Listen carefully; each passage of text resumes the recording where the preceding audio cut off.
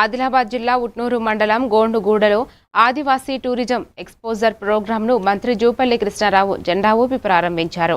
ఈ కార్యక్రమంలో భాగంగా 8 బస్సుల్లో 250 మంది ఆదివాసీలు హైదరాబాద్కు బయలుదేరారు.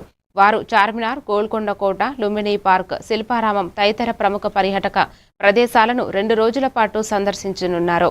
ఈ కార్యక్రమంలో ఎమ్మెల్యే వెడ్మా బొజ్జు, కలెక్టర్ రాజర్షి షా, ఎస్పీ అఖిల్ మహాజన్ తదితరులు పాల్గొన్నారు.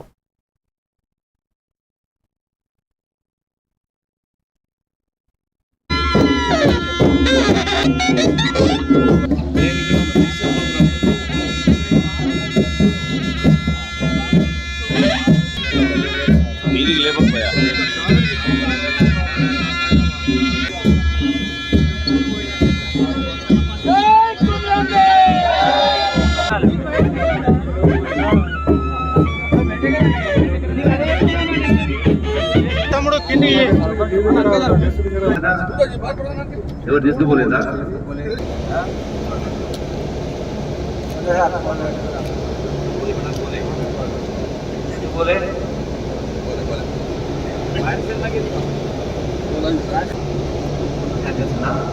ఈరోజు మీకు తర్వాత మధ్యాహ్నం హైదరాబాద్ పోతాము. హైదరాబాద్లో ఒకటి మళ్ళీ ఎందుకోసం చేస్తాము అంటే నాగరిక ప్రపంచాన్ని కూడా చూడాలి, అభివృద్ధిని చూడాలి, మన